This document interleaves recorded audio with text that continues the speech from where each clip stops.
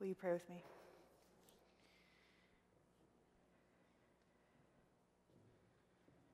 God, may the words of my mouth and the meditations of our hearts be acceptable in your sight, for you are our rock and our Redeemer. Amen. So do I have any literary lovers or poetry aficionados in the house? Raise your hands. Let me see. Okay, I got to know who I'm talking to in this next portion. Anybody out there who gets all geeked out when asked to interpret symbolic meaning?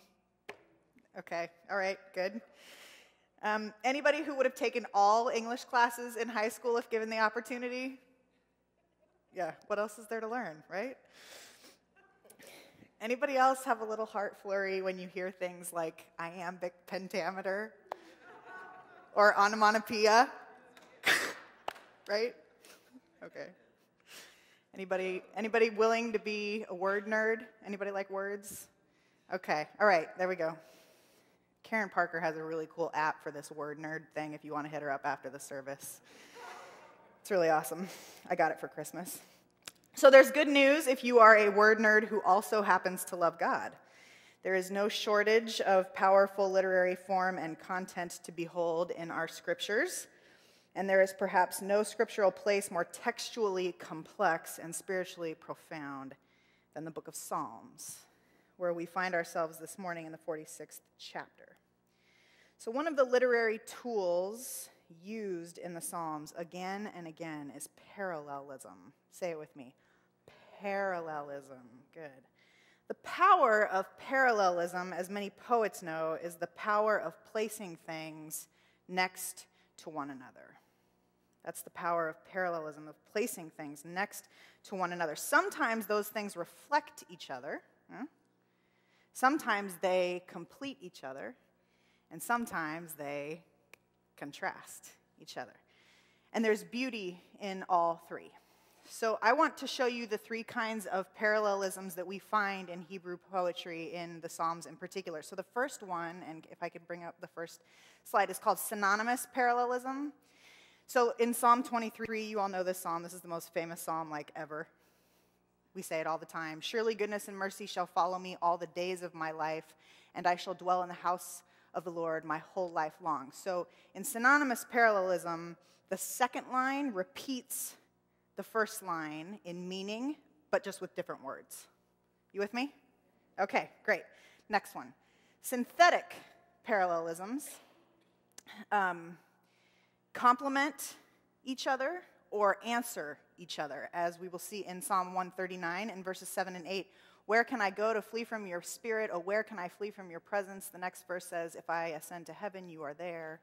If I make my bed in Sheol, you are there. So in synthetic parallelisms like this one, the question of where is answered with there in the next line, okay?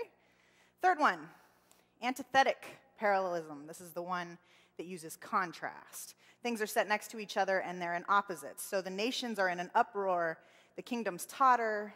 Next, he utters his voice and the earth melts, right? So uproar and tottering are set in contrast to uttering and melting. Content parallels human life. This psalm, in form and content, parallels human life in that we are full of paradox and contrast and contradiction. Just like Psalm 46, we've got places of refuge and strength inside of us. We've got troubled times, and we've got God-filled times.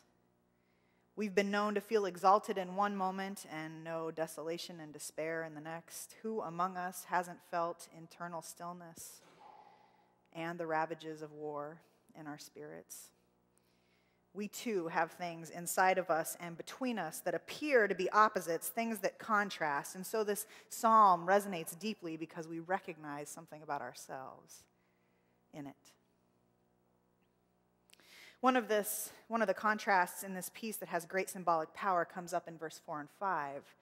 A river and a city are placed next to each other. A river and a city. So just for a second, I want you to close your eyes.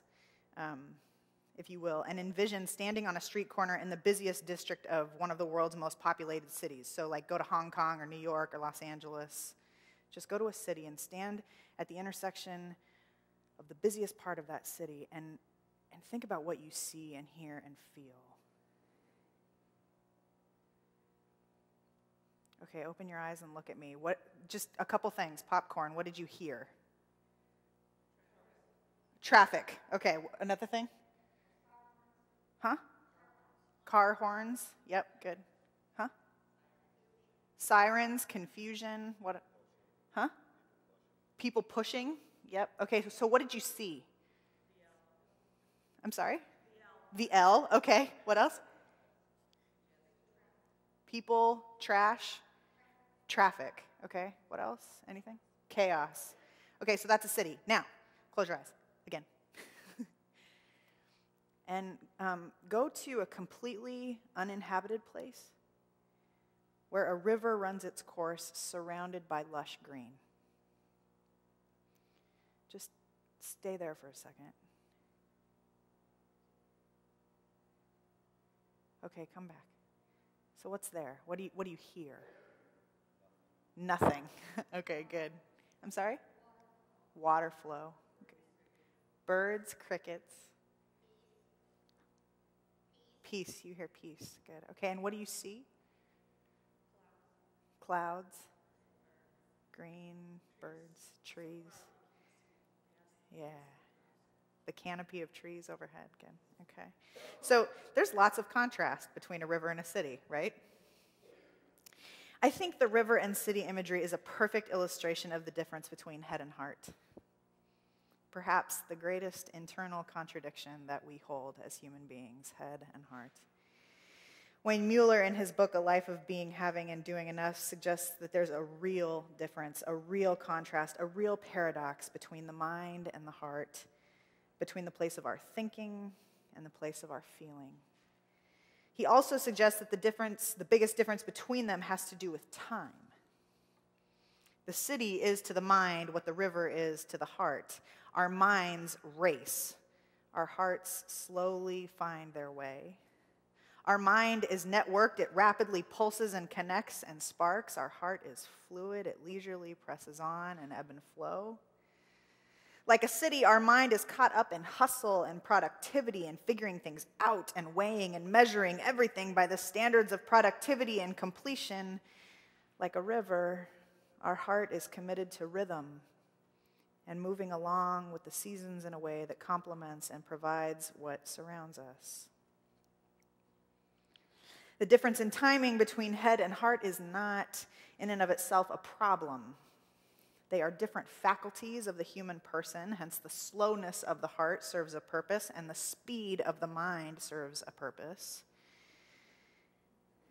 Jeremiah Wright is known to say that difference is just difference. Difference is not deficiency. The contrast of timing between the head and the heart is not a problem in and of itself. The problem comes when our culture prioritizes the timing of the mind over the timing of the heart, which creates an imbalance for all of us. So I want you to hear Wayne Mueller's words. Every emotional state elicits in us a certain amount of confusion, denial, understanding, acceptance, and recognition. Some experiences, such as intense grief, can take years to fully digest. Love, friendship, all these need time, and a great deal of it before the heart can truly be able to know what it knows. Unfortunately for our hearts, our culture has designed our technologies to move at the speed of the mind. So our internet, cell phones, text messages, push-to-talk, instant messaging, faster computer speeds, higher memory, all push us to move faster and faster. Meanwhile, our poor, sluggish, inefficient heart, the tortoise, in the world of the turbocharged hare, always seems to need more and more, not less time. In other words, the heart is trying to get caught up to the speed of the mind. And then he asks us, how can we recalibrate the speed of our lives in such a way that it honors, mirrors, and is readily informed by the speed of the heart? As Wayne has pointed out, we live in a world that seldom stops to honor the pacing of the heart. And so all of the feedback loops and social systems we engage reinforce mind dominance. This is a problem. It is a problem because the head and the heart are supposed to sit next to one another, are supposed to parallel one another in beautiful contrast, and instead, one grows and grows while the other one is diminished. Thinking and hustle and production take center stage while feeling and rhythm and love get shamed for being irrelevant, self-indulgent, and weak. So, what do we do? Right? What do we do? Verse 10, be still and know. This world does not honor the beautiful contrast of head and heart. It will only make room for your head. So you and we all must carve out time for stillness. Must carve out time to let our hearts catch up. And this is a spiritual discipline.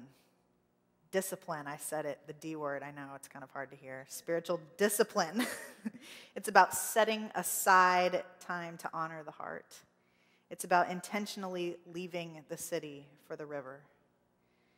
It's about carving out space in our lives to hear about what we truly love, what needs healing, where our hope lies, what needs forgiveness. We can only hear this language and experience this truth when we step out of the hustle. So let me be concrete. We need quiet time. Quiet. Entirely quiet. And we need still time. Time of stillness. So I'm going to ask you, do you have that time in your life right now? Do you have that time? If not, guess what's coming up? Lent, right? Lent is coming up, and Lent is always a time to try a new spiritual discipline, and so I want to invite you, if the answer to that question that I just asked you about time for stillness, if your answer is no, I want to invite you to be in prayer about Lent this year and creating time for stillness and quiet. We are full of contrast, we human beings. We are full of seeming opposites and contradictions and paradox. Refuge and strength, troubled times and times full of God's presence. Exaltation and devastation, stillness and war, head and heart. We've all got a city and a river inside. Our parallelisms are powerful and beautiful in the ways that they sit next to each other when they are allowed to sit next to one another in their fullness. So make room, make time for your heart, because the psalmist says there is a river whose streams make glad the city of God. Amen.